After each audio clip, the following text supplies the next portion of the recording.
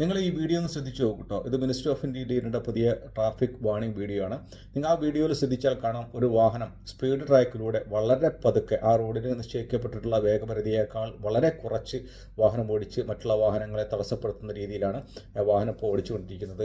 സത്യത്തിൽ ആ റോഡിന് നിശ്ചയിക്കപ്പെട്ടുള്ള വേഗപരിധി എന്ന് പറയുന്നത് 80 km/h ആണ്. ആ മുന്നിൽ പോകുന്ന വാഹനം ഓടിക്കൊണ്ടിരിക്കുന്നത് 60 km/h ആണ്. ഇങ്ങനെ വളരെ പതുക്കെ മാന്യമല്ലാത്ത രീതിയിൽ വാഹനം ഓടിച്ചിട്ട് മറ്റുള്ള വാഹനങ്ങൾക്കൊക്കെ തടസ്സമുണ്ടാക്കുന്ന രീതിയിൽ വാഹനം ഓടിക്കുകയാണെങ്കിൽ അതിപ്പോൾ പോലീസിൻ്റെ ശ്രദ്ധയിൽപ്പെട്ട് കഴിഞ്ഞാൽ ട്രാഫിക് വയലേഷൻസിൽപ്പെടെ നമുക്ക് ഫൈൻ കിട്ടാനുള്ള സാധ്യതയുണ്ട്. സ്പീഡ് ട്രാക്കൊക്കെ ആണെങ്കിൽ ചിലപ്പോൾ തിരക്കുള്ള ആളുകൾക്കൊക്കെ വളരെ വേഗത്തിലൊന്ന് പോകാനും, വേഗത്തിലെന്ന് പറയുമ്പോൾ അവിടെ ആ റോഡിന് നിശ്ചയിക്കപ്പെട്ടതിനേക്കാൾ കൂടുതൽ ഓവർ സ്പീഡല്ല, ഒരു മാന്യമായ രീതിയിൽ നമ്മൾ സ്പീഡ് കീപ്പ് ചെയ്തുകൊണ്ട് പോകാനും, ഇപ്പോൾ എമർജൻസി കേസുകളൊക്കെ ആണെങ്കിൽ നമുക്ക് സ്പീഡ് ട്രാക്കിലൊക്കെ പോകാൻ സാധിക്കും. അതുകൊണ്ട് ഇങ്ങനെ വളരെ പതുക്കെ വാഹനം ഓടിച്ചുകൊണ്ട് മറ്റുള്ള വാഹനങ്ങൾക്ക് തടസ്സമുണ്ടാക്കാൻ പാടില്ല. അത് പ്രത്യേകം ശ്രദ്ധിക്കേണ്ടതാണ്.